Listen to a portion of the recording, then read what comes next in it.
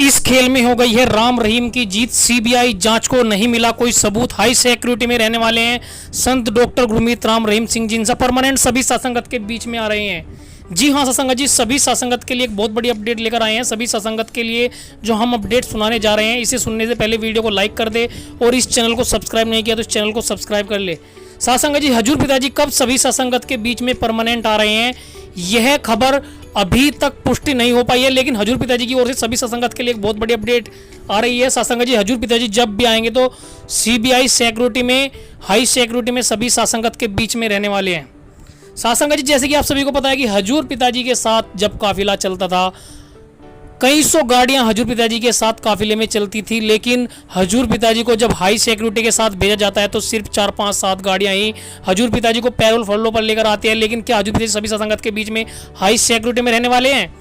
सभी सासंगत को बहुत बड़ी जानकारी हम इस वीडियो के माध्यम से देने जा रहे हैं। सभी सासंगत वीडियो को लाइक कर दो, ज़्यादा से ज़्यादा सासंगत को इस वीडियो को शेयर कर दे, क्योंकि यह जो जानकारी होने वाली है बहुत बड़ी इंपॉर्टेंट जानकारी सभी सासंगत के लिए होने वाली है। हजूर पिताजी कब सभी सासंगत के बीच में लौट रहे हैं, पूरी वीडियो को आपको बिना स्किप के लास्ट तक देखना है। सासंगत जी, जैसे कि आप सभी को पता है कि हजूर पिताजी को जब किसी जज ने फैसला सुनाया था, उसने पूर्ण तरीके से जांच नहीं की। एक चिट्ठी के माध्यम से बिना सबूतों के आधार पर हजूर पिताजी को सजा सुना दी गई थी और उस जज को भी हेलीकॉप्टर से भेज दिया गया था ताकि उसके ऊपर कोई भी ऐसा कष्ट ना हो, क्योंकि वह जो है एक तरीके से बोल सकते हैं, हो सकता है कि उसको उस चीज़ के पैसे मिल गए हजूर पिताजी के खिलाफ, क्योंकि हजूर पिताजी ने इतने महान कार्य किए हैं।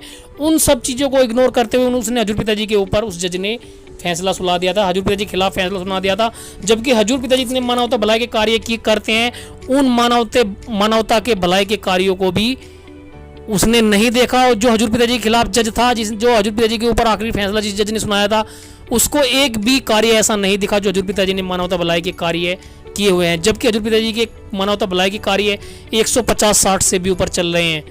कहीं पर बाढ़ आती है, वहां पर सबसे पहले डेरा सच्चा सौदा के द्वारा राहत सामग्री पहुंचाई जाती है। भोजन से, तन से, मन से, धन से, सब तरीके से सेवादार पहुंच जाते हैं। कहीं वेश्यावृत्ति हो रही है, वहां पर डेरा सच्चा सौदा सबसे आगे मिलता है। वहां से उन वेश्याओं को छुड़ाकर उस गंदगी से निकालकर शुभ देवी का नाम दे दिया जाता है और हजूर पिताजी के द्वारा उन्हें अपनी बेटियां बनाकर उनकी शादियां करवाई जाती है। इवन कोई अपंग लाचार रहता है, उनका इलाज भी करवाया जाता है, आंखों के कैंप भी लगाए जाते हैं। इतने महान कार्य हजूर पिताजी चला रहे हैं, उनके ऊपर कोई भी नज़र उस वकील के द्वारा जो हजूर पिताजी के खिलाफ था, उस जज के द्वारा कहीं पर भी नहीं डाली गई। अगर हो सकता है तो इसका साफ साफ सा अर्थ यही है कि हो सकता है कि उसने हजूर पिताजी के खिलाफ फैसला सुनाने के लिए पैसे ले लिए हो। सासंगत जी, लेकिन हजूर पिताजी एक बात बोलते हैं कि भगवत गीता के अध्याय 5 श्लोक 22 का भी जो अर्थ भगवान श्री कृष्ण ने बताया है कि इंद्रियों और विषयों के संयोग से उत्पन्न होने वाले सुख अस्थायी और दुख के कारण होते हैं। जो उसको आने वाले टाइम में उस जो जज ने हजूर पिताजी के खिलाफ फैसला सुनाया था, आने वाले टाइम में हो सकता है उनको उस चीज़ का सामना करना पड़े। जबकि हजूर पिताजी सभी के लिए दुआ मांगते हैं, सभी के लिए प्रार्थना करते हैं कि भगवान सबको सद्बुद्धि दे। जो डेरा सच्चा सौदा के खिलाफ सोचता है और जो डेरा सच्चा सौदा के पक्ष में बोलता है, सबके लिए हजूर पिताजी एक अच्छाई की दुआ मांगते हैं, क्योंकि साधु संत का काम होता है अच्छाई के लिए दुआ करना, सभी का भला हो, सभी का अच्छा हो। तो सासंगत जी, हजूर पिताजी ने कभी भी उसको जो है उनके खिलाफ कोई बात नहीं बोली। हजूर पिताजी ने फिर भी यही बात बोली कि हम जो है कानून का सम्मान करते हैं और कानून का जो नियम है उनके पालन करेंगे, और कानून ने जो हमें सज़ा सुनाई है उसके अनुसार हम कानून के बिहास पर जो हमें सज़ा मिली है उसको जो है एक्सेप्ट करेंगे। लेकिन ये है कि हाँ, हजूर पिताजी के वकील के द्वारा हाई कोर्ट में जो है फाइल दर्ज की गई है। हजूर पिताजी के पक्ष में हो सकता है कि हाई कोर्ट की तरफ से कोई हजूर पिताजी के पक्ष में जल्द ही परमानेंट आने के संकेत मिल जाए, क्योंकि हाई कोर्ट बहुत ही बारीकी से इस चीज़ की जांच करेगा कि हजूर पिताजी को किस बेस पर सजा सुनाई गई, क्या वह सजा सही है या गलत है। तो सासंगत जी, आगे की वीडियो आगे बढ़ाने से पहले फिर एक बार सभी सासंगत से कहना चाहते हैं कि वीडियो को लाइक कर दे और इस चैनल को सब्सक्राइब नहीं किया तो इस चैनल को सब्सक्राइब कर दे, क्योंकि वीडियो को लाइक करने से इस बात का एहसास होता है कि हाँ, आपको ये बातें समझ में आ रही है। हजूर पिताजी को आप चाहते हैं कि सभी सासंगत के बीच में हो, और कोई बंदा अगर हजूर पिताजी के लिए थोड़ी सेवा कर रहा है तो आप उसका सपोर्ट करते हैं। तो वीडियो को लाइक करके हमें थोड़ा सा साहस बढ़ाए, ताकि हमें ऐसा लगे कि हम आगे भी आपके साथ आपके लिए वीडियो बनाते रहे। सासंगत जी, भगवत गीता में अध्याय 5 आप श्लोक खोलकर देख लेना, 22वें अर्थ में साफ साफ लिखा हुआ है कि इंद्रिय और विषयों में संयोग से उत्पन्न होने वाले सुख अस्थायी होते हैं और दुख के कारण होते हैं। क्योंकि जब हजूर पिताजी के खिलाफ किसी के द्वारा रिश्वत भरी गई हो और हजूर पिताजी के खिलाफ बोला गया हो, तो वो जो दुख होता है वो अस्थायी होगा उनके लिए, सुख भी अस्थायी होगा। और इसलिए बुद्धिमान व्यक्ति को उनमें आसक्त नहीं होना चाहिए। अगर वो बुद्धिमान होता तो हजूर पिताजी के इन अच्छे कार्यों को देखता और हजूर पिताजी के जो मानवता भलाई के कार्य चलाए जा रहे हैं उनको देखता, और जो हजूर पिताजी के खिलाफ उनसे कोई साजिश रच रहा था, हो सकता है जिसने हजूर पिताजी के खिलाफ चिट्ठी लिखी हो, उनको भी इस बात की बुद्धि होती तो वे अच्छे कार्यों को देखते हजूर पिताजी के। जो इस श्लोक में बताया गया है कि वे भोग नाशवान होते हैं, वो उनका अंत निश्चित है। ये हम नहीं कह रहे, भगवत गीता में लिखा हुआ है अध्याय 5 और श्लोक 22 में कि यह भोग नाशवान है और इनका अंत निश्चित है। अतः विवेकशील व्यक्ति को क्षणभंगुर सुखों में नहीं उलझना चाहिए। पैसे का, धन का, ऐश्वर्य का, ये जो सुख होता है ये क्षणभंगुर होता है, कुछ टाइम के लिए आपको अच्छा लगता है, लेकिन जब वो सब चला जाता है तो आपको उन सुखों का लेने की जो है इच्छा उत्पन्न होती है, और जब आपको वे सुख नहीं मिलते तो आपको बहुत ज़्यादा दुख होता है। तो हजूर पिताजी के वचन भी हम सभी सासंगत को सुनाएंगे, तो सभी सासंगत को जो है सुख दुख के चक्र में नहीं फंसना है। यह लोग उन सभी सुखों को जो इंद्रियों और भौतिक विषयों के संपर्क से उत्पन्न होते हैं दुख का ही स्रोत मानते हैं। तो सभी सासंगत हजूर पिताजी के वचनों को भी सुने। अगर आप हजूर पिताजी के इन वचनों को सुनते हैं जो हम हजूर पिताजी के वचन डालते हैं, और हजूर पिताजी के परमानेंट आने की खबर को छोड़कर आप हजूर पिताजी के लिए भजन सिमरन करते हैं, तो आपको जो है हजूर पिताजी हर जगह नजर आएंगे, परम पिता परमात्मा भी नजर आएगा। हजूर पिताजी सत्संग में ये बात बोलते हैं कि अगर आप सही नियम से, सही रूप से, सही तरीके से भजन सिमरन कर रहे हैं, रेगुलर बेस पर किसी गरीब की सहायता कर रहे हैं, तो आपको परमात्मा अंदर बाहर से कोई भी कमी नहीं छोड़ेगा। तो सभी सासंग से हाथ जोड़कर विनती करना चाहते हैं, हजूर पिताजी के वचन डालने से पहले एक बार फिर से कहना चाहते हैं कि वीडियो को लाइक कर दे और चैनल को सब्सक्राइब नहीं किया है तो चैनल को सब्सक्राइब कर ले। जो शुरू में हमने लाइन बोली थी कि हजूर पिताजी हाई सिक्योरिटी में रहने वाले हैं, जब हजूर पिताजी परमानेंट आएंगे तो सिक्योरिटी में तो रहेंगे ही रहेंगे, क्योंकि हजूर पिताजी कोई आम इंसान नहीं है। एक सेलिब्रिटी के साथ रॉक स्टार बाबा के नाम से हजूर पिताजी फेमस है, और फिल्म इंडस्ट्रीज की दुनिया में जब हजूर पिताजी ने कदम रखा था तो सुपर डुपर हिट फिल्में दी थी, और हजूर पिताजी हर तरीके से पूर्ण रूप है और कल्प वृक्ष है। हजूर पिताजी सभी सत्संगत के बीच में आएंगे तो सिक्योरिटी में तो रहेंगे ही रहेंगे, और हजूर पिताजी परमानेंट भी आएंगे। जी हाँ सत्संगत जी, वो दिन बहुत ही जल्द आएगा जब हजूर पिताजी सभी सत्संगत के बीच में परमानेंट आएंगे।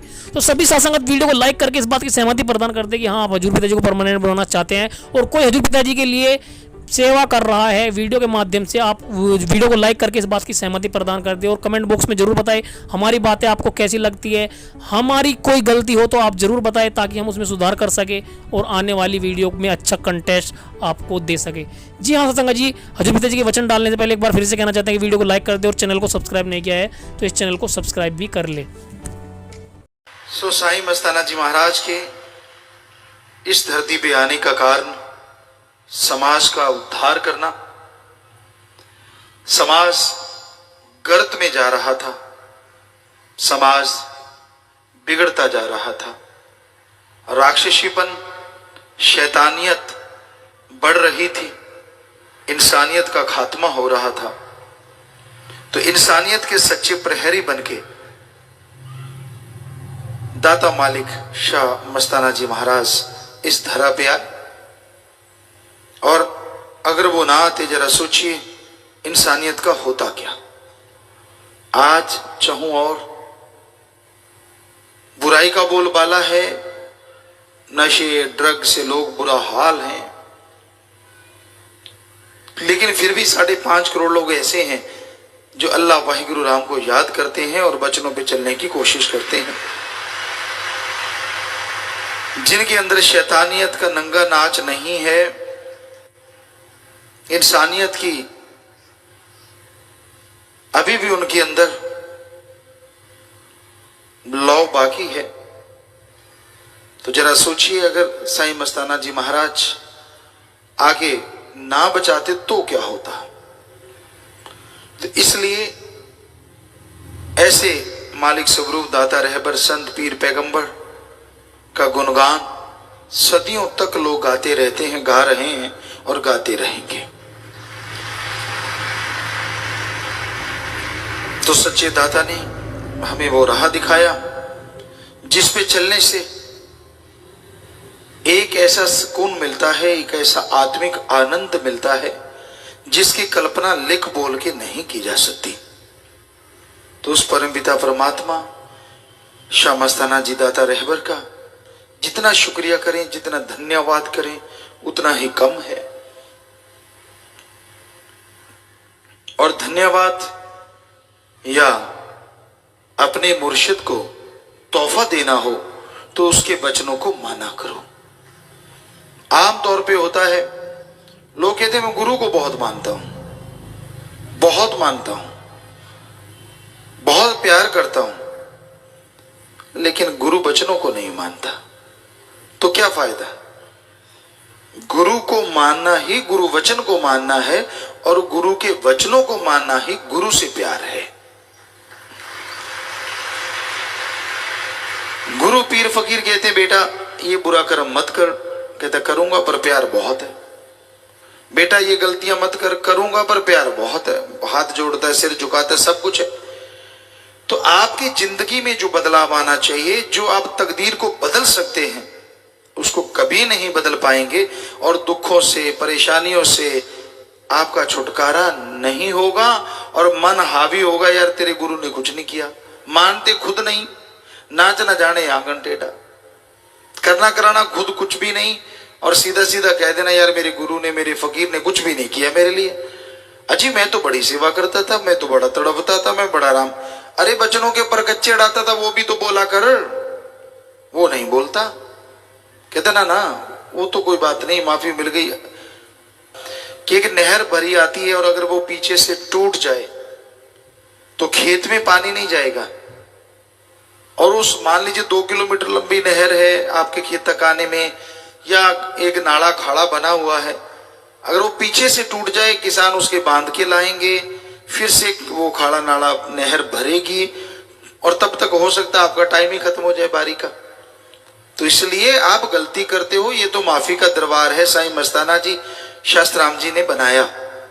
लेकिन जो गलती कर लेते हो, जो बंजा सोना बनने वाला होता है, फिर दोबारा से सोना बनने में बहुत टाइम लग जाता है। ये टॉफी नहीं है कि खाए और छिलका फेंक दिया माफी मिल जाएगी। यार कुछ भी नहीं, नारा लगाओ धंधा सुख तेरे आसरा बैठ गए, कहीं तो नारा भी पूरा नहीं लगाते। हमने देखा है कई लोगों को इंटरकॉम पे बोलते या वैसे, तो वो ऐसे जरा ये क्या हो गया, ये नारा लगाया है या ऐसा लगा फुलचड़ी छोड़ दी या आतिशबाजी, पता ही नहीं चलता।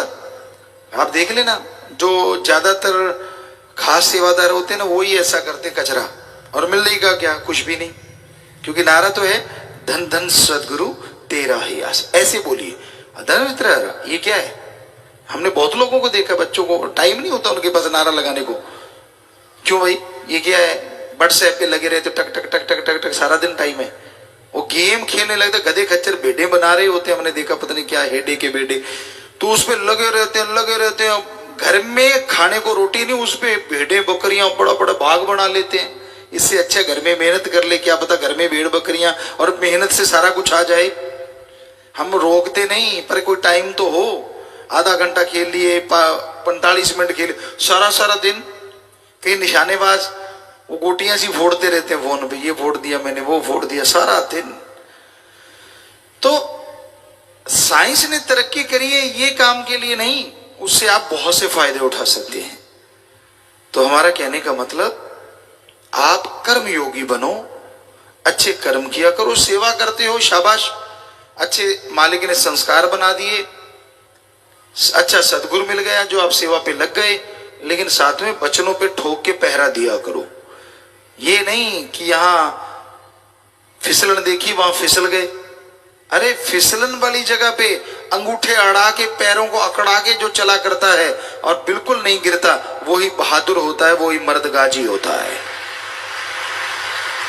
आम रास्ते पे तो हर कोई चल लेता है, या दोमट माटी का गारा बना पड़ा हो, यहां मान लीजिए कि सरसों का तेल के पीपे गिरे पड़े हों, उस पे चलना ही चलना होता है। पता चलता है कि हाँ आपको चलना आता भी है कि नहीं। सो कहने का मतलब, ये दुनिया ऐसी ही है, फिसलनबाजी है। आपको फिसलाएंगे, तरह तरह की बातें करेंगे, यार क्या सुंदर लगता, क्या यार बॉडी है यार, उस्ताद पूछो मत। और बद चक्कर क्या है, चाय की प्याली पीनी है आपसे और उस्ताद से कोई दाल नहीं लेनी। चक्कर यही होता है। समोसे खा रहे हो आप, वाह उस्ताद यार क्या बॉडी, क्या यार, मतलब ये है कि यार इतना कहने से समोसा मिल जाए तो क्या लगता है। ये दुनिया बेवकूफ बनाती है और बनने वाले कई बैठे होते हैं और आगे उस्ताद आजा बेटा बैठ, क्या खाना बोल। उसको लगता है यार इसने मुझे दारा सिंह बना दिया। आप जैसे हैं आपको खुद भी पता है, दर्पण के सामने खड़े हो उसमें भी पता चल जाएगा, जैसे हो वैसे हो। पर कईयों को हमने देखा अपनी उन चीजों में उड़े फिरते रहते हैं, उनको लगता नहीं मैं कुछ थोड़ा अलग हूं।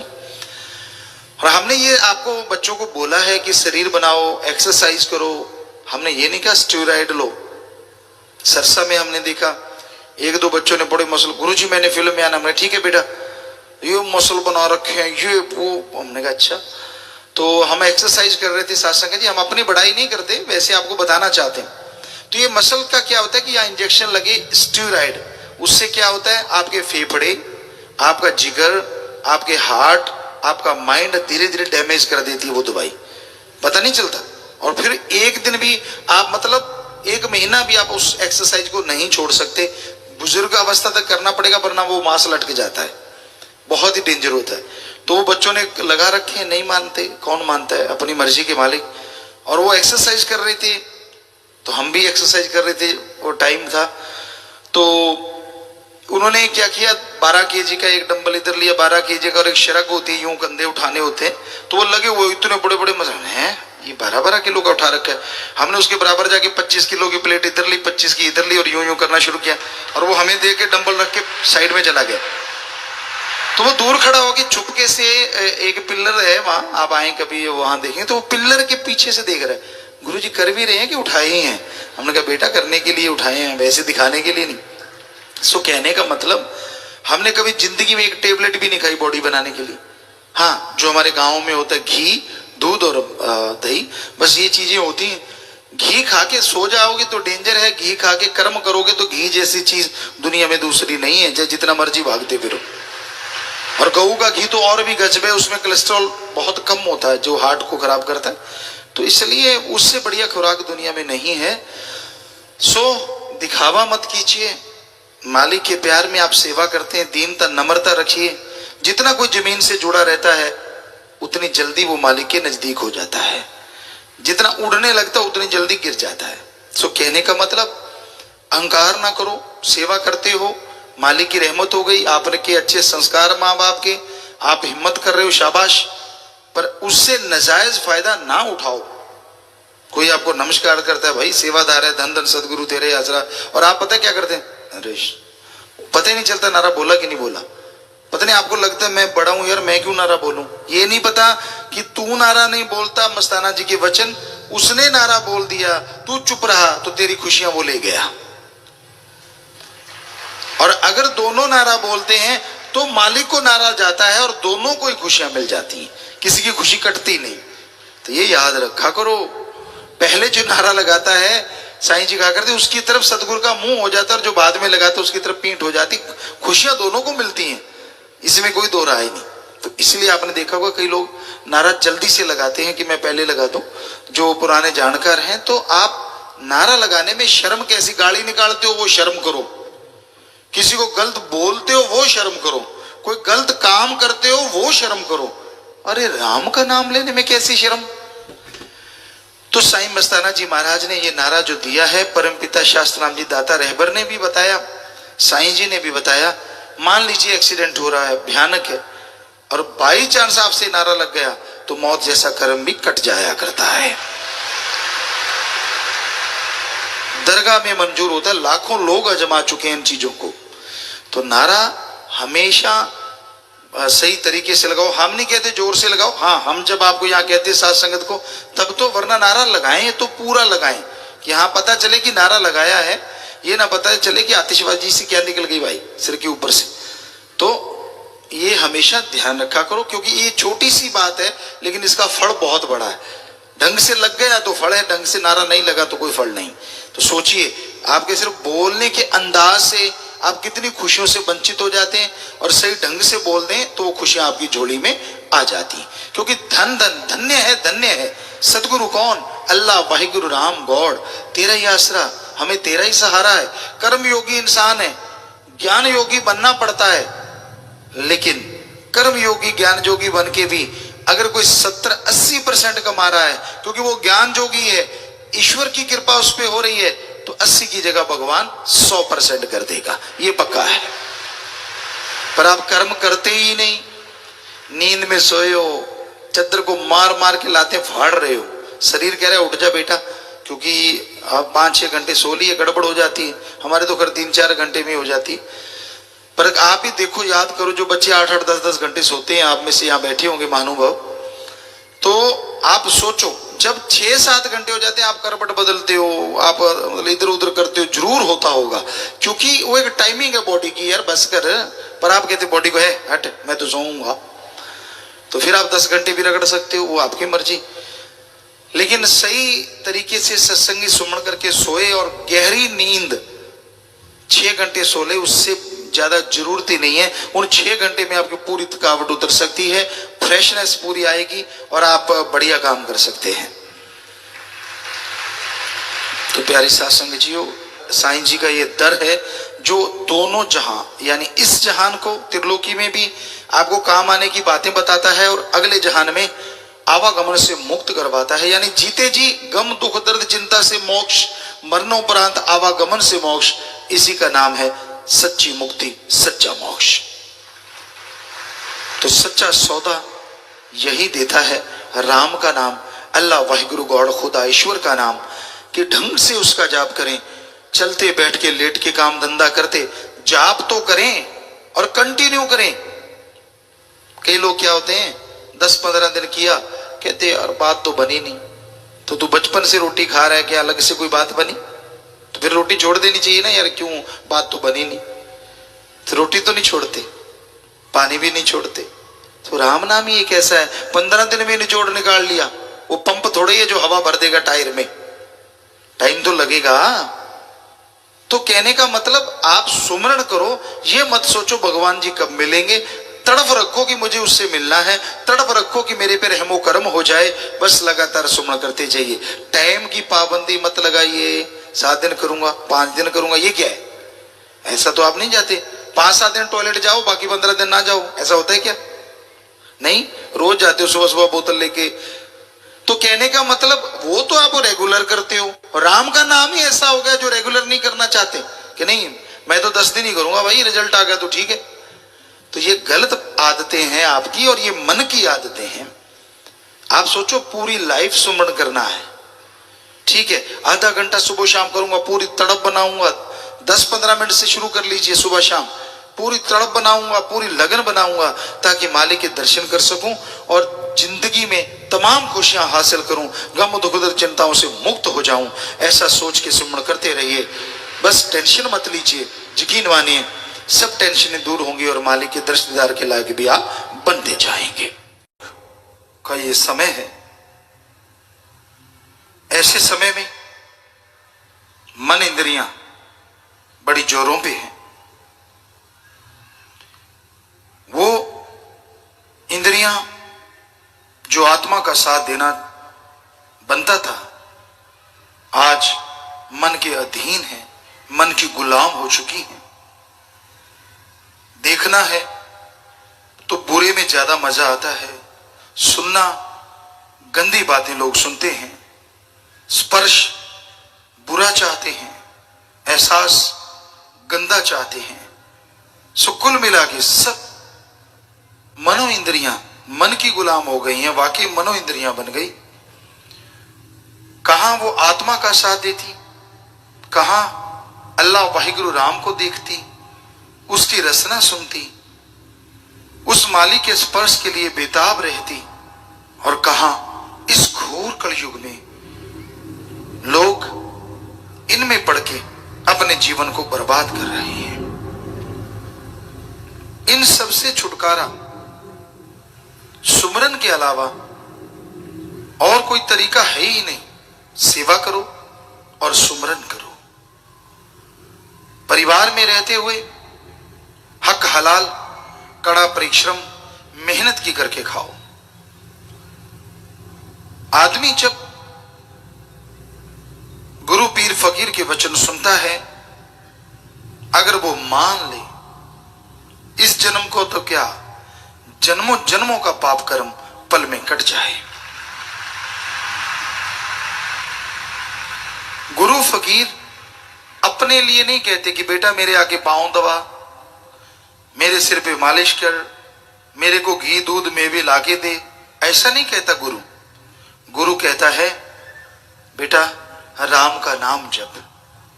परमात्मा अल्लाह वाहिगुरु की बनाई सृष्टि से निस्वार्थ भावना से प्यार किया कर। ठगी बेईमानी भ्रष्टाचार छोड़ के हक हलाल दशा नवादी किर्त कड़ा परिश्रम करके खाया कर।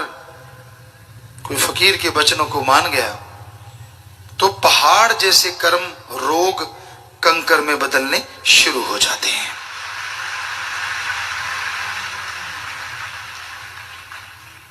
तरुवर फल नहीं खाते हैं, सरोवर पीव न नीर, परमार्थ के कारणे संतन भयो शरीर। तरुवर सरोवर पेड़ पौधे जो होते हैं वो कभी खुद के लिए फल नहीं खाते। आप कहीं देख लीजिए, उनके जो फ्रूट है या तो पक्षियों के काम आता है या इंसानों के काम आता है या पशुओं के काम आता है। तरुवर फल नहीं खाते हैं, वो फल नहीं खाता। सरोवर कभी पानी खुद नहीं पीता, वो दूसरों को देता है। उसी तरह संत पीर फकीर इस दुनिया में सबका भला करने आते हैं, सबका फायदा करने आते हैं। कई लापरवाही में मन के अधीन होके उनके वचनों की काट करना शुरू कर देते हैं। संत बहुत देखते हैं ध्यान से कि ये बंदा नहीं मानता, बहुत समझाते मान जा बेटा, अरे मान जा, कहता खिल्ली उड़ाते रहते। और जब आके पड़ती है ना मार सिर पे, उसकी बेआवाज तलवार जब पटाख से पड़ती है, फिर चिल्लाता है दोष फिर भी गुरु को देना है, भगवान को। मैं तो इतनी सेवा करता था। क्योंकि आदमी अपनी ईगो नहीं छोड़ता, फिर भी नहीं मानेगा कि मैंने गलत कर्म किए हैं, मैंने पीर फकीर की बात को माना नहीं, मैं गलत कर्म करता रहा, फिर भी कहेगा ना। क्योंकि लोगों की निगाह में तो भक्त होता है ना, उनको दिखा देख लो मैं तो इतनी सेवा करता हूं, मैं तो इतना बड़ा भक्त हूं, फिर भी मुझे ये भोगना पड़ रहा है। हम गारंटी देते हैं साईं मस्ताना जी महाराज के वचन, परम पिता शास्त्राम जी दाता रहबर के वचन, अब भी हमसे जो वचन वो करवा रहे हैं कि भाई सच्चे सौदे का मुरीद वचनों पे पक्का हो, सेवा सुमन करता हो, पीर फकीर की बात माने, अंदर बाहर कमी नहीं आती और पहाड़ जैसी बीमारियां कंकर में बदल जाती हैं। 100% गारंटी।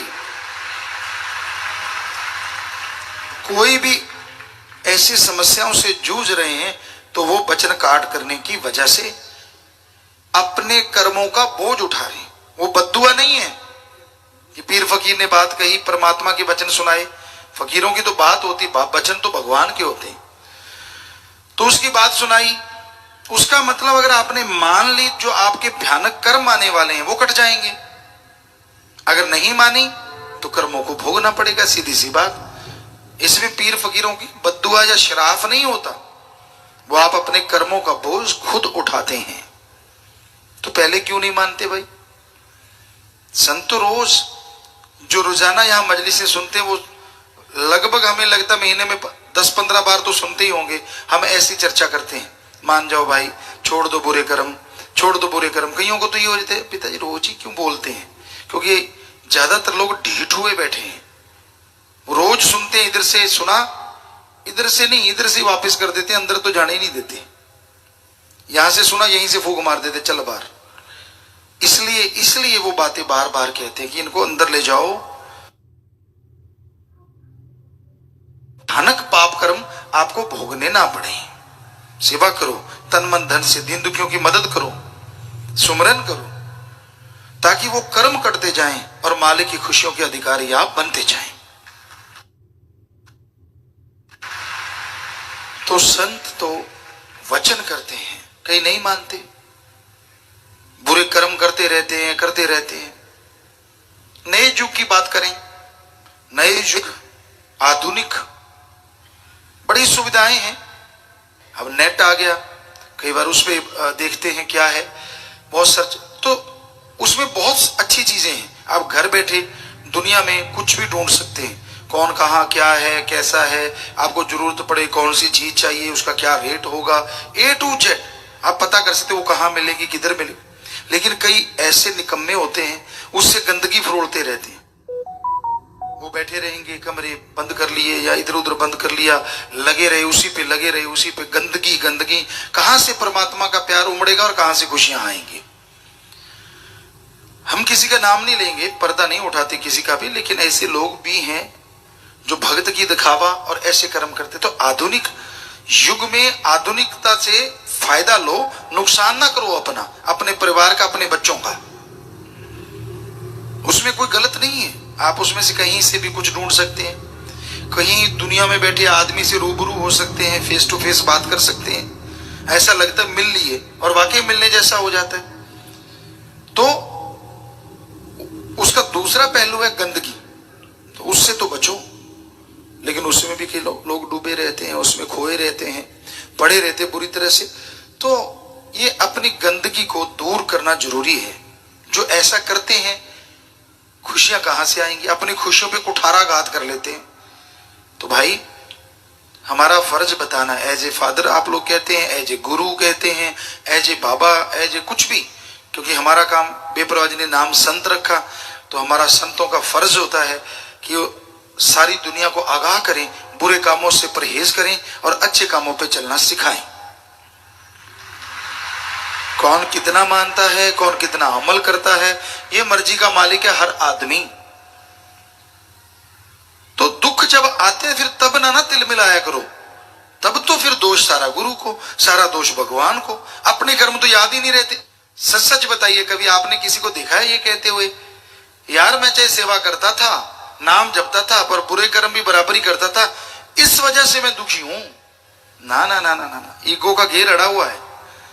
यही कहेंगे ना यार, मैं तो देखो, सारे कहेंगे यार तू तो बहुत सेवा करता था, तू तो बड़ा भागता दौड़ता था।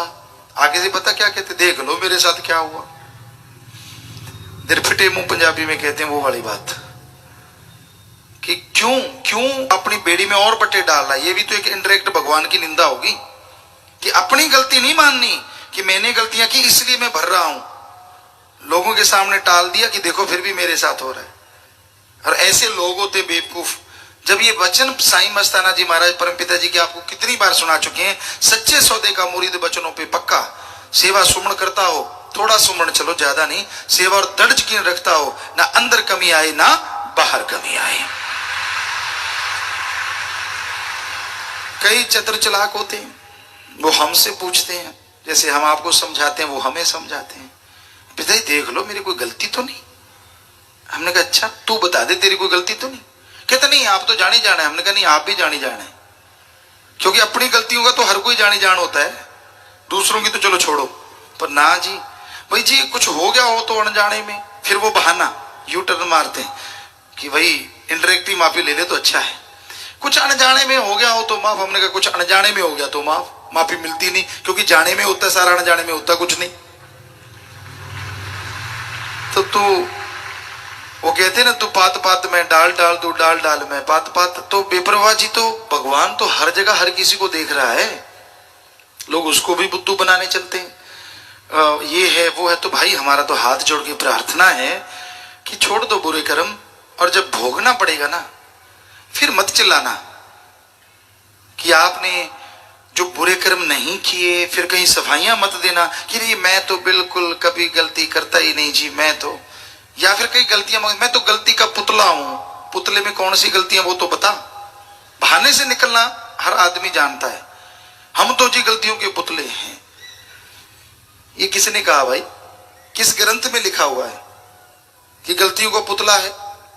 ऐसा तो कुछ नहीं, बल्कि ये लिखा हुआ है आदमी तो खुद मुख्तियार है, गलतियों का पुतला तो है ही नहीं, खुद मुख्तियार है। वो चाहे तो इस मृत्यु लोक में भगवान परमात्मा वाहिगुरु को सामने प्रकट कर सकता है, ऐसा परमात्मा ने ताकत दे रखी है, ऐसी हिम्मत दे रखी है। ये तो हमने पढ़ा, ये तो नहीं पढ़ा कि आदमी गलतियों का पुतला। गलती हो जाती है, ये मानी बात, पर उसको फिर सही तरीके से साथ संगत में माफी ले। क्षमा मांगे उस भाई गुरु राम अल्लाह से तो माफी भी मिल जाती है और खुशियां भी आनी शुरू हो जाती हैं। पर क्यों किंतु परंतु सौदा नहीं चलेगा। तो भाई हमारा तो आपसे हाथ जोड़ के प्रार्थना ही कर सकते हैं, किसी को बुरा नहीं कह सकते, किसी को गलत नहीं कहते कि भाई वचनों पे अमल किया करो, वचन सुन के माना करो तो मालिक की रहमत होती है। कई मजलिस ही नहीं सुनते, सत्संग नहीं सुनते, उनको होता नहीं हम तो अपनी ड्यूटी दे रहे हैं और ड्यूटी छोड़ के हमने उनको रातों को घूमते देखा, दिन को कहीं ना कहीं बिना वजह इधर उधर दौड़ते देखा, तो क्या सत्संग के टाइम ही ड्यूटी याद आती है। तो बहुत चीजें ऐसी हमने देखी हैं जो लोग अपने आप के लिए घात करते हैं, किसी और का नहीं। तो हम तो यही चाहते हैं कि आप सत्संग सुना करो, अमल किया करो, ताकि जिंदगी के बेड़े पार हो जाएं और आप गम दुख तक चिंता परेशानियों से मोक्ष मुक्ति हासिल कर लें और खुशियों से माला माल हो जाएं। और हमारा यहाँ बताने का ना तो किसी का दिल दुखाना, ना किसी को गलत बोलना, हमारा फर्ज लोगों को जगाना है कि आप सो रहे हैं, अब तो जाग जाओ, कभी भी जाग जाओ, जब जागोगे तभी सवेरा, तभी से खुशियां आनी शुरू हो जाएंगी और परेशानियां दूर हो जाएंगी। राम नाम एक ऐसी दवा है जिसे लेने से शारीरिक रोग तो कटते ही कटते हैं, आत्मा का आवागमन का रोग भी कट जाया करता है। उसे राम बोलो, अल्लाह बोलो, वाहिगुरु बोलो, गॉड बोलो, परमात्मा बोलो, अरबों नाम है उसके, पर वो सुप्रीम पावर एक है और वो कण कण में जर्रे जर्रे में मौजूद है। कोई जगह ऐसी नहीं यहां वो मालिक ना हो, और वो मालिक था, है, रहेगा। ये धर्मों में बताया गया और आज साइंस विज्ञान भी इस बात की हामी भरती है। साइंस विज्ञान का मतलब ये नहीं कि लोग कुछ पढ़ जाएं, डिग्री डिप्लोमे हासिल कर लें, बल्कि बड़े बड़े साइंटिस्ट, नासा साइंस केंद्र अमेरिका, वो भी मान चुके हैं। उनसे सवाल किया गया विल पावर कैसे बढ़ती है। बहुत सारे तरीके अपनाए जाते हैं आत्म बल बढ़ाने के लिए। कोई नशे का सहारा लेता है, कोई मनोवैज्ञानिक का सहारा लेता है, लेकिन हकीकत यह है इन तरीकों से आत्मबल टेम्परेरी बढ़ता है, परमानेंट नहीं। नासा साइंस केंद्र भी इस बात को माना। उनसे पूछा गया कि फिर आखिर पूर्णतः आत्मबल कैसे बढ़ता है कि बढ़ जाए और लौटे ना, ये नहीं कि टेम्परेरी। तो उन्होंने बोला आप एकांत में मेडिटेशन करो। उनसे पूछा गया कैसा ध्यान जमाएं, किस पे ध्यान जमाएं। उन्होंने बोला एक कोई शब्द लो। कैसा शब्द? जैसे ओम हरि अल्लाह गॉड, वो शब्द लो और हो सके तो सुबह का time, early morning between 2 to 5, सुबह 2 से 5 का जो टाइम है उसमें घंटा मालिक को याद करो, यानी घंटा मेडिटेशन करो, क्योंकि इस समय में ऑक्सीजन ज्यादा और शुद्ध होती है। तो हमारे वेदों में, हमारे शास्त्रों में हजारों साल पहले यही बात कही गई है कि सुबह 2 से 5 के बीच में जागो, घंटा राम का नाम, मेथड ऑफ मेडिटेशन, गुरु मंत्रा, कलमा, नाम शब्द का जाप करो। इससे आत्मबल बढ़ेगा। और जिनके अंदर आत्मबल होता है, विल पावर होता है, वो मंजिल तक नहीं जाते, बल्कि मंजिलें उनके कदम चूमा करती हैं। जिनके अंदर आत्मबल नहीं होता, मंजिल के पास पहुंच के भी सैकड़े किलोमीटर की दूरी बनी रहती है। तो आप आत्मविश्वासी बनो, आत्मबल हासिल करो, पर उसका तरीका वही है। किसी भी एलोपैथी, होम्योपैथी, आयुर्वेदा, नेचुरोपैथी, किसी भी पद्धति के पास ऐसा टॉनिक नहीं है जिसको लेने से आत्मबल बढ़ जाए और आदमी के रोग बीमारियां आने से पहले कट जाएं। पर हमने हिंदू धर्म, सिख धर्म, इस्लाम धर्म, ईसाई धर्म, रूहानी संत, सभी धर्मों के पवित्र ग्रंथ पढ़े वैज्ञानिक दृष्टिकोण से, तो सभी में यही लिखा है आत्मबल ही एक ऐसी शक्ति है जिसके द्वारा आदमी भयानक से भयानक यानी पहाड़ जैसे कर्मों को कंकर में बदल सकता है। क्या आपके पास कोई आधुनिक तरीका है, कोई आधुनिक मशीन है जिसके द्वारा आपको आने वाले समय में कोई पहाड़ जैसा रोग लगने वाला हो, आने से पहले आप खत्म कर दें? अरबों खरबों जितने मर्जी रुपए लगा लो, क्या ऐसा है आपके पास कोई टॉनिक? नहीं, किसी के पास नहीं है। जबकि हमारे धर्मों में जिसको आप मानते हैं, जिसके आपने पहनावा पहन रखा है, जिसकी वेशभूषा में आप नजर आ रहे हैं, चाहे कोई भी धर्म हो, हमारे उन धर्मों में यह रहस्य बताया गया है। सर्व रोग का औषध नाम कल्याण रूप मंगल गुणगाम, सभी रोगों की मुकम्मल दवा है ओम हरि अल्लाह गौड़ खुदा रब का नाम। सच्चे दिल से अगर कोई अभ्यास करे, पहाड़ जैसे कर्म कंकर में ही नहीं बदलते, बल्कि आवागमन जन्म मरण का चक्कर भी हमेशा के लिए खत्म हो जाया करता है। सच्चा मोक्ष, सच्ची मुक्ति मिलती है। आप सोचते होंगे सच्चा झूठा मोक्ष भी होता है क्या? जी हां, सच्चा मोक्ष होता है कि जीते जी गम दुख दर्द चिंता रोगों से आजादी मिल जाए और मरने के बाद जन्म मरण से आजादी मिल जाए, इसी का नाम सच्चा मोक्ष है। जीते जी आदमी गम दुख दर्द में डूबा है, मरने के बाद मोक्ष मिलेगा नहीं मिलेगा मालिक जाने, पर मिलेगा क्या, कैसे? जीते जी मोक्ष कैसे मिलेगा और मरणोपरांत कैसे? दोनों का एक ही जवाब है, राम नाम के सुमरन से। पर आज का युग कलयुग है। पंजाबी में हम एक बहुत पहले गाना सुना करते, रब नाल ठगियां क्यों मारे बंदिया।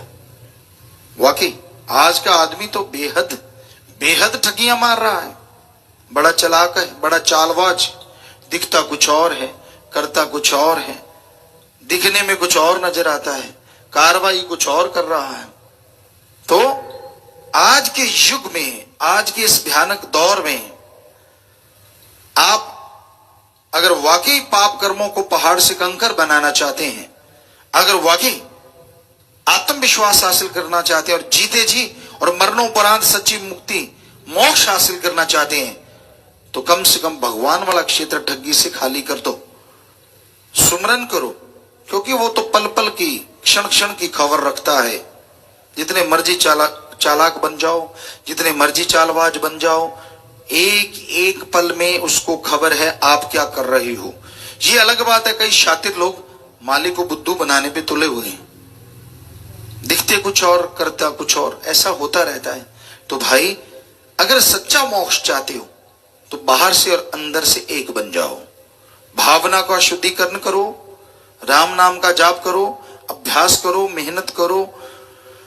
कर्म जोगी तो आपको बनना होगा, कर्म तो आपको करना है, लेकिन साथ में ज्ञान जोगी बनना अति जरूरी है। कई बसों पे ट्रकों पे लोगों को सुना है कहते कर्म ही पूजा, सब बकवास। कर्म तो किसी का गला काटना भी कर्म है, क्या ये पूजा है? कर्म का मतलब जो आप कार्य करते हैं बॉडी से, विचारों से, शरीर से, जो भी कार्य करते हैं वो कर्म है। तो अधूरा ज्ञान है उन लोगों को जो कहते हैं कर्म ही पूजा है, क्योंकि पवित्र गीता में हर धर्म में ये लिखा है पहले ज्ञान जोगी बनो और फिर कर्म जोगी बनो। दोनों एक दूसरे के बिना अधूरे हैं, आधे हैं। क्योंकि अगर आपको ज्ञान ही नहीं है तो कर्म तो बुरे भी कर डालोगे, तो क्या कर्म जोगी बन गए आप? क्या वो पूजा है? इसलिए पहले ज्ञान जोगी बनो। आपको ज्ञान होना चाहिए कर्म अच्छे बुरे का, और फिर कर्म जोगी बनो। दोनों कर्म साथ साथ करोगे तो यहां वहां दोनों जहां में खुशियों से माला माल होते जाओगे। हर इंसान के लिए अति जरूरी है वो कर्म जोगी बने और ज्ञान जोगी बने। तो भाई जब तक आप संत पीर फकीर पे दर्ज की नहीं करते, वचन सुन के अमल नहीं करते, तब तक मालिक की खुशियों को हासिल नहीं कर सकते। तो फकीर ये नहीं कहता कि मेरी सेवा करो, वो तो कहता है राम का नाम जपो, अल्लाह वाहिगुरु गौड़ खुदा रब की भक्ति इबादत करो और मालिक की औलाद का भला करो, भला मांगो, दोगलापन ना अपनाओ, नेक बनो, अच्छे बनो, वचनों पे रहो। इसमें संतों को क्या मिल रहा है बताइए? आप सुमरण करते हैं, संत क्या ले लेंगे? आप सेवा करते हैं, किसी का भला करते हैं, संत क्या ले लेंगे? आप वचनों पे सही रहते, संतों को क्या मिलेगा? सब कुछ आपको मिलेगा और संतों को मिलेगा। ये कि उसने मालिक की औलाद को सही रास्ते लगा दिया और जीते जी मालिक का नजारा दिखा दिया। संत अपनी ड्यूटी करते हैं, वो ड्यूटी देते हैं।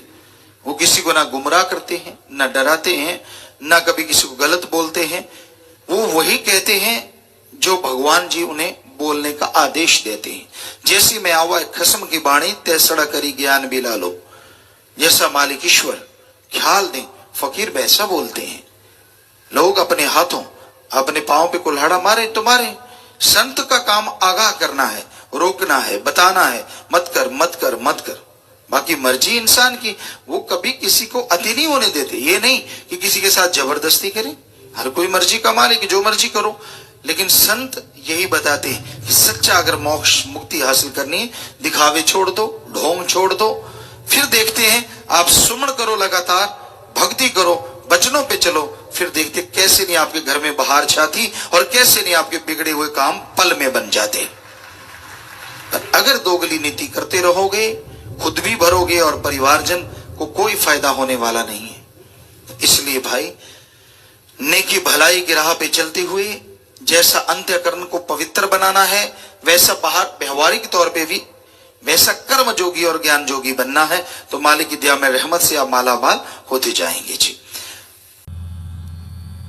ईश्वर का प्यार, अल्लाह वाहिगुरु राम का प्यार एक ऐसी शक्ति है, एक ऐसी दवाई है जो आत्मबल को कुछ ही क्षणों में बढ़ा देती है।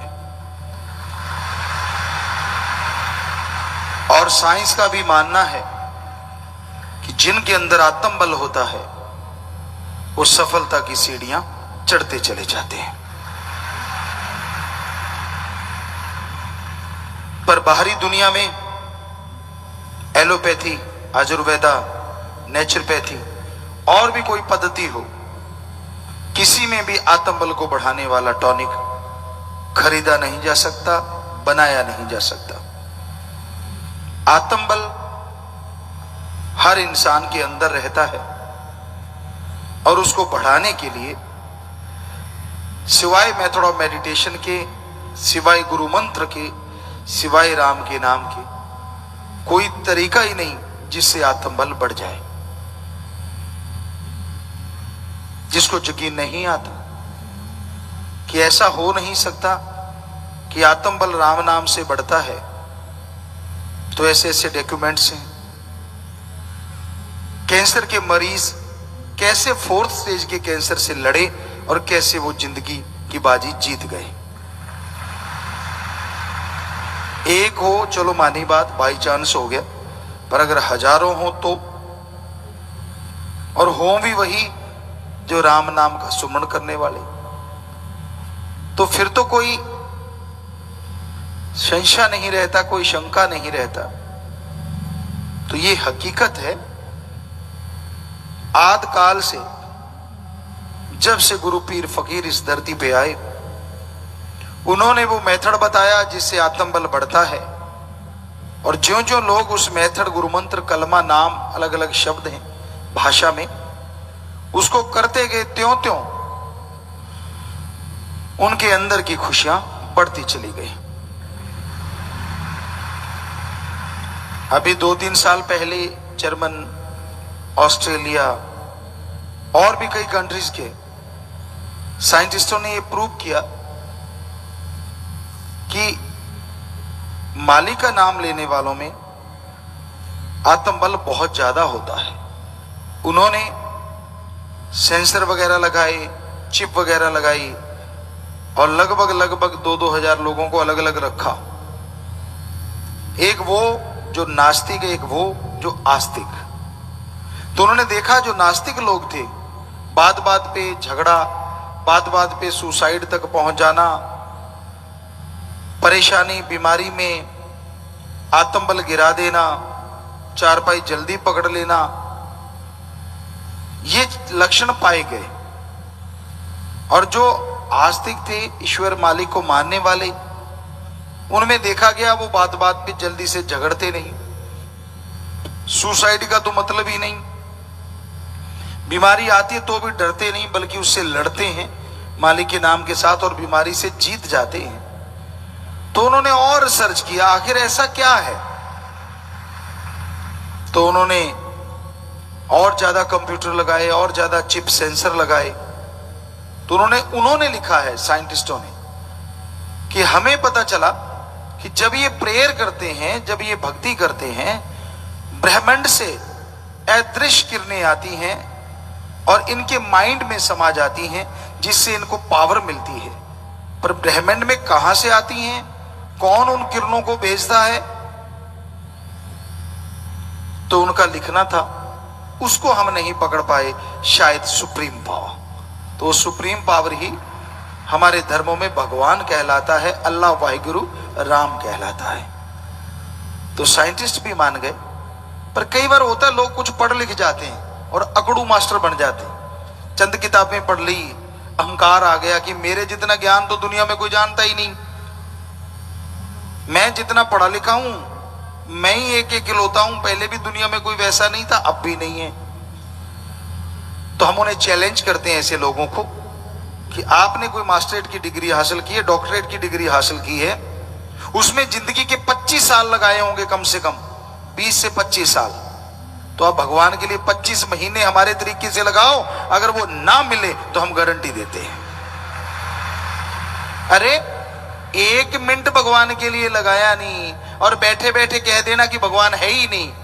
तो अगर कोई बैठे बैठे कहते डिग्रियां है ही नहीं, डॉक्टरेट होती ही नहीं, मास्टरेट होती ही नहीं, तो आप क्या कहोगे? उस आदमी को मूर्ख कहोगे ना, कि पढ़ता नहीं, पढ़ा लिखा है नहीं, अनपढ़ गवार है, इसको क्या पता डिग्रियां होती हैं, डॉक्टरेट होती है। तो वैसे संत ऐसे लोगों को गवार और मूर्ख कहते हैं जो बैठे बैठे कह देते भगवान नहीं। क्या आपने रिसर्च किया? क्या आपने भक्ति की? अरे डिग्रियों के लिए 25 साल लाइफ के लगा दिए और भगवान के लिए 1 मिनट नहीं लगाया और बैठे बैठे डिसाइड कर दिया भगवान है ही नहीं। तो आपको तो फिर जो जानता है, जिसने देखा है, वो तो मूर्ख ही कहेगा ना। कड़वा लगेगा आपको, बुरा लगेगा, लेकिन सच तो सच है। या तो रिसर्च करो फिर पता चले कि ईश्वर है कि नहीं है। बैठे बैठे डिसाइड कर देना, ये तो मूर्खता है। ये तो इस तरह है जैसे आप भीड़ बड़े चौराहे में एक मकान में अपने को बंद कर लें, लॉक लगा लें, बाहर स्पीकर रख के माइक पे अनाउंसमेंट कर दें कि सारी दुनिया मर गई। लोग गेट कहेंगे खोल, बाहर निकल के देख दुनिया जिंदा है। तो भाई भगवान तो है, अल्लाह वाहिगुरु राम तो है, पर उसके लिए रिसर्च करना पड़ता है, टाइम लगाना पड़ता है। बैठे बिठाए तो रोटी नहीं मिलती, भगवान तो कहां से मिलेगा? अरे पहली क्लास पार नहीं होती सही ढंग से जब तक पढ़ा ना जाए, डिग्रियां तो दूर की बात। तो ईश्वर के लिए टाइम तो लगाना पड़ेगा ना, समय तो देना पड़ेगा। हाँ, फिर वो ना मिले फिर हम आपको गारंटी देते आप जो मर्जी कहिए, पर समय पहले देना पड़ता है। पहले मेहनत, फल बाद में, ये थ्योरी है। चाहे आप कोई भी धंधा देख लो, पहले मेहनत करनी पड़ती है, फल बाद में मिला करता है। तो उसी तरह पहले भक्ति, भगवान बाद में। पहले भक्ति करनी पड़ेगी। ना पैसा दो, ना चढ़ावा करो, ना कपड़े बदलो, ना धर्म बदलो, ना भाषा बदलो। बस कुछ समय, घंटा सुबह शाम अपनी जीभा से, अपने ख्यालों से रिपीट करो उसका मेथड ऑफ मेडिटेशन, गुरु मंत्र। तो हो नहीं सकता कि उसके नजारे आपको ना मिले। पर अगर आप कुछ करते ही नहीं और अपने चंद किताबों के ज्ञान से अपने आप को कुछ अलग पंडित मानने लग गए तो गलत है। ईश्वर है ही नहीं। ऐसे तो बहुत सारे उल्लू कहते हैं सूरज है ही नहीं। क्या आप लोग मानोगे कि सूरज नहीं है? पर उल्लू तो सारे कहते हैं कि सूरज है ही नहीं। क्यों? क्योंकि उनकी आंखें है ही नहीं जो सूरज को देख पाए। सो अखियां बेन जिन डसींदो मां पीरी, संतों ने लिखा है। इन आंखों से ईश्वर नहीं। जब इनको बंद करके हम ध्यान में बैठते हैं, समाधि में बैठते हैं, और फिर जब हमारी आत्मा ऊपर उठती है तो वो उस ईश्वर को देख पाती है। फिर अंदर बाहर नजर आ सकता है जब एक बार अंदर नजर आ गया। पर उसके लिए टाइम तो लगाना पड़ेगा ना, समय तो देना पड़ेगा। अब बिस्तर पे लेटे लेटे आप डॉक्टरेट की डिग्री हासिल तो नहीं कर सकते। हाँ, आजकल पैसा दे के कर सकते हो, लेकिन अगर सही तरीके से देखें तो मेहनत करनी पड़ती है। तो उसी तरह ईश्वर को पाने के लिए, मालिक को पाने के लिए समय लगाना पड़ता है। मन का क्या, मन तो बड़ा जालिम है। इंसान की सोच बड़ी गंदी है। एक सोच होती है कि मैं अपने आप को कुछ भी बनाऊं, मुझे रोकने वाला कौन, और एक सोच होती है कि अल्लाह राम वाहिगुरु जिससे खुश हो जाएं, मैं अपने आप को वैसा बनाऊं। दो तरह की सोच कि स्वामी हैं लोग, भक्त लोग जो उसकी भक्ति करते हैं, जिन्हें उसके नजारे मिलते हैं, वो ईश्वर की मर्यादा से बाहर नहीं चलते। उनको होता है कि मैं अपने आप को वैसे बना के रखूं जैसा राम अल्लाह वाहिगुरु खुश रहें, वो कर्म करूं, बीमारों का इलाज करवाऊं, भूखे को खाना खिलाऊं, प्यासे को पानी पिलाऊं। उनके अंदर एक भावना होती है और उसके तहत वो कार्य करते रहते हैं। और एक होते हैं इगोइस्ट, अपना टाइप, कि मैंने वही करना है जो मुझे अच्छा लगे, मुझे कौन रोक सकता है। वाकई कोई नहीं रोक सकता, आप तो मर्जी के मालिक हैं। आप इंसान है, पशु तो है नहीं। लेकिन फिर आप इतनी भी मर्जी के मालिक नहीं है कि जो सब कुछ चलाने वाला है उसको झुठला दें। क्योंकि कोई रिसर्च आप करते नहीं, कोई ध्यान में आप बैठते नहीं, तो बिना वजह झूठ मत बोलिए। या तो रिसर्च किया हो, रिजल्ट ना आए तो कहिए, और रिसर्च करते नहीं, रिजल्ट आए कहां से। तो इसलिए हमेशा वैसे बन के रहिए। अगर आप ईश्वर को पाना चाहते हैं, उसकी खुशियां हासिल करना चाहते हैं, तो उसकी भक्ति करिए, इबादत करिए। वो राम सबके काय सवारता है, और वही अल्लाह वाहिगुरु सतगुरु राम ही एक ऐसा है जो निस्वार्थ सबको खुशी बख्शता है, सबको प्यार करता है। उसको किसी से कोई स्वार्थ नहीं होता, बल्कि वो सबकी स्वार्थ पूर्ति करता रहता है। ये हकीकत है, ये अजमाई हुई बातें करोड़ों लोगों की। कई बार लोग बुरे कर्म करते हैं, बुरी चीजें करते हैं, गलत रास्तों पे चलते हैं, तो गुजारिश, जो राम नाम से जुड़ जाए उसे गलत रास्ते पे चलना नहीं चाहिए। कोई सेवादार बन जाए, अगर वो चलता है तो इस जन्म में ऐसी नरक भोगता है जो कहने सुनने से परे। इस यानी तरह तरह के रोग, तरह तरह की बीमारियां, तरह तरह की टेंशनें जो आम इंसान को रहती है, फिर उसी को भी उससे कई गुना बढ़ के आ जाती है। एक जानकार डॉक्टर है, अगर वो पॉइजन अपने आप को लगाता है तो बहुत बड़ा गुनाहगार है। वैसे कोई भी ऐसा जहर लेता है वो आत्मघाती महापापी, लेकिन एक अनजान आदमी अनजाने में कोई चीज खा बैठता है, और एक जानकार आदमी जानबूझ के ऐसा करता है, दोनों में जमीन आसमान का फर्क। तो इस सत्संगी को तो पता होता है कि ये गलत कार्य है, ये नहीं करना चाहिए। सेवा में भी पैर रखता है, ड्यूटी में भी दिखाता है कि मैं बहुत बड़ा हूं, भक्त बहुत बड़ा हूं, और करता है बुरे कर्म। तो ऐसे आदमी की जिंदगी नरक से बदतर हो जाती है। ऐसा कर्म मत किया करो। या फिर राम नाम से दिखावा मत किया करो। राम नाम का दिखावा भी करते हो और बुरे कर्म भी करते हो। आप तो क्या, फिर कुलों तक रास जाती है वो चीज। कोई सुखी नहीं रहता घर में, और आप दोष देते रहते हो दूसरों को, उसकी वजह से, उसकी वजह से, उसकी वजह से, और खुद की वजह ध्यान में नहीं रहती। दिए तले अंधेरा, खुद का पता ही नहीं कि मैं क्या क्या करता फिरता हूं, क्योंकि किसी को पता ही नहीं, वो तो चुपके चुपके करता है। पर एक है जिसको सब पता है, जो सब जानता है, उसको तो पता है ना आप कैसे कैसे कर्म करते फिरते हैं। और फिर जब भोगने की बारी आएगी फिर चिल्लाना मत। इसलिए बुरे कर्म करने छोड़ दो। जो रास्ता आपने अपनाया है उस रास्ते के अकॉर्डिंग जो आपका फर्ज बनता है उस फर्ज को अदा करो, कर्तव्य का निर्वाह करो, तो आप खुशियां हासिल कर सकते हैं। घर गृहस्थ में रहते हो तो जरूरी है घर से सेवा, अपने माँ बाप का आदर सत्कार करो, भाई बहन परिवार का सत्कार करो, इज्जत करो, बाल बच्चों के लिए समय निकालो। आप रोबोट नहीं है, आप इंसान हैं। आपका कर्तव्य है, अगर बच्चे पैदा किए तो उनके लिए टाइम भी देना, 1 घंटा या 2 घंटे कम से कम। आप समय खुद नहीं देते, और जब वो बिगड़ जाते हैं तो दोष बच्चों को देते हैं। तो घर से शुरुआत कीजिए और उसके बाद समाज में जाइए, समाज का भला कीजिए। ये ना हो दिए तले अंधेरा, घर में बर्बादी हो रही हो और आप बाहर दिखावा करते फिर रहे हो। तो इसलिए जरूरी है घर गृहस्थ में रहते हुए कर्तव्य का निर्वाह करें। जिस रिश्ते के प्रति जो फर्ज बनता है, जो कर्तव्य बनता है, उसका निर्वाह कीजिए। और अगर आप त्यागी तपस्वी हैं तो जिसके लिए त्याग किया है उसके अकॉर्डिंग चलिए। उसमें पाखंड, दिखावे या ढोंग में मत पड़िए या गलत कार्य मत कीजिए। ये ना हो कि आपको जो रास्ता दिखाया गया और जो रहन सहन बताया गया उसके उल्ट चलते हैं, अपने मन की करते हैं, तो कहां से खुशियां ढूंढते हैं आप। कोई भी घर गृहस्थ में रहे, चाहे त्यागी हो, उसके लिए जो भी जिंदगी के असूल हैं उसका निर्वाह करना ही सच्ची भक्ति होती है। जो उसके उल्ट चलता है वो अपने पांव पे कुल्हाड़ी खुद मारता रहता है।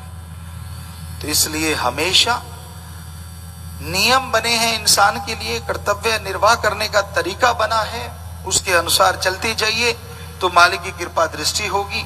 जिंदगी में खुशियां हासिल करेंगे, टेंशन फ्री रहेंगे और मालिक की दया में रहमत हमेशा बरसती रहेगी। आत्मविश्वास बढ़ेगा, आत्म बल बढ़ेगा, जिसके सहारे अंदर बाहर तरक्की हासिल आप करते जाएंगे। कोई मालिक को पैसा देने की जरूरत नहीं, कोई दिखावा करने की जरूरत नहीं, कोई चढ़ावा देने की जरूरत नहीं। जरूरत है अपने विचारों को सोधने की, जरूरत है अपने विचारों में एकाग्रता लाने की, जरूरत है अंदर के आत्मविश्वास को पाने की। और जब आत्म बल मिल जाएगा, हारी हुई बाजी आप जीत सकते हैं। तो फकीर का काम, गुरु का काम बताना, माना ना माना मर्जी। बहुत से लोग हैं जो मानते हैं, बहुत से लोग हैं जो नहीं मानते। मर्जी के मालिक हर कोई इंसान है, पर जो मान लेते हैं, फकीर अपने लिए तो कहता नहीं कि मेरे पांव दबा, मेरे हाथ दबा, मुझे पैसे दे, ऐसा तो कभी नहीं कहता। वो तो कहता है सच्चा फकीर कि ये कर्म कर, वो कर्म कर और ये ना कर, ताकि तेरी जिंदगी में दुख ना आए और सुखों से तुम माला माल हो जाए। जो सुन के मान लेता है उसके खुशियां आती, और जो नहीं मानता वो अपनी बर्बादी का कारण खुद बनता रहता है। इसलिए अमल किया करो, दिखावा कम, पाखंड कम, अमल ज्यादा करोगे तो खुशियां हासिल होंगी।